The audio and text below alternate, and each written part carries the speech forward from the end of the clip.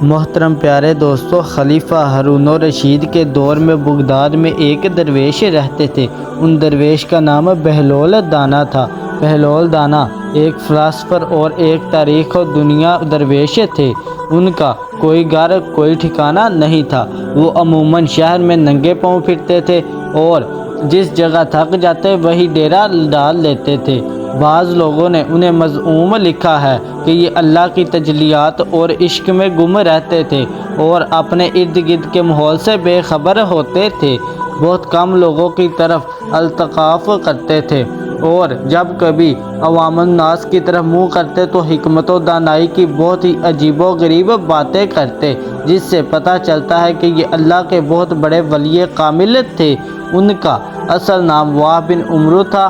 ایک دن بہلول دانا دریا کے کنارے بیٹھے ساحل کی گیلی ریت کو اپنے سامنے جمع کر کے اس کی ڈیریاں بنا رہے تھے اور ملکہ زبیدہ اپنے محل کے جلوکے سے بڑے اہتمام سے ان کو یہ کام کرتے دیکھ رہی تھی۔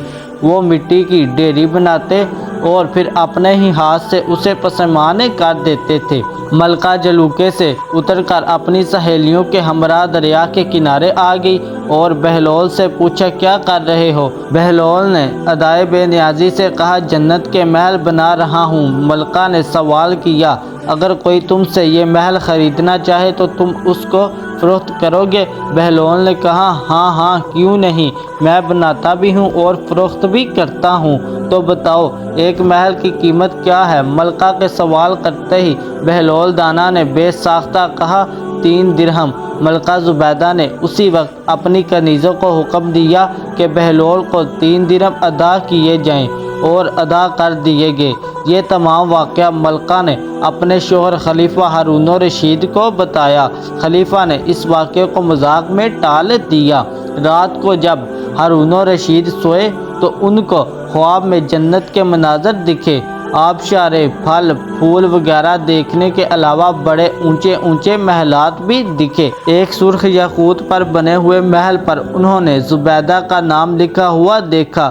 ہارون الرشید نے سوچا کہ میں دیکھوں تو صحیح، کیونکہ یہ میری بیوی کا گھر ہے۔ وہ محل میں داخل ہونے کے لیے جیسے ہی دروازے پر پہنچے تو ایک دربان نے انہیں روک لیا۔ ہارون الرشید کہنے لگے، اس پر تو میری بیوی کا نام لکھا ہوا ہے، اس لیے مجھے اندر جانے کی اجازت دی جائے۔ دربان نے کہا، نہیں، یہاں کا دستور الگ ہے، جس کا نام ہوتا ہے اسی کو اندر جانے کی اجازت ہوتی ہے، کسی اور کو اجازت نہیں ہوتی، لہٰذا آپ کو داخل ہونے کی اجازت نہیں ہے۔ جب دربان نے ہارون الرشید کو پیچھے ہٹایا تو ان کی آنکھ کھل گئی۔ بیدار ہونے پر فوراً یاد آیا کہ مجھے تو لگتا ہے کہ بہلول کی دعا زبیدہ کے حق میں اللہ رب العزت کے ہاں قبول ہو گئی، اور وہ ساری رات اسی افسوس میں کروٹیں بدلتے رہے۔ چنانچہ اس کے اگلے دن بہلول کو تلاش کرتے ہوئے ادھر ادھر دیکھ رہے تھے کہ اچانک انہوں نے دیکھا کہ بہلول ایک جگہ بیٹھے اسی طرح مکان بنا رہے ہیں۔ ہارون الرشید نے السلام علیکم کہا۔ بہلول نے جواب دیا، وعلیکم السلام۔ ہارون الرشید نے پوچھا، کیا کر رہے ہو؟ بہلول نے کہا، جنت کے محل بنا رہا ہوں۔ ہارون الرشید نے پوچھا، بیچو گے؟ انہوں نے کہا، ہاں، کیوں نہیں، میں بناتا بھی ہوں اور فروخت بھی کرتا ہوں۔ تو بتاؤ ایک محل کی قیمت کیا ہے؟ بہلول نے بے ساختہ کہا، تیری پوری سلطنت۔ ہارون الرشید نے کہا، اتنی قیمت تو میں نہیں دے سکتا۔ کل تو آپ 3 درہم کے بدلے دے رہے تھے اور آج پوری سلطنت مانگ رہے ہو۔ بہلول دانا نے کہا، کل بن دیکھے معاملہ تھا اور آج تم محل دیکھ کر آئے ہو۔ خلیفہ یہ سن کر گھٹنوں کے بل بہلول دانا کے سامنے مایوس ہو کر بیٹھ گئے اور کہا، حضرت خواہ مجھ سے میری ساری سلطنت لے لیں اور مجھے ایک محل دے دے۔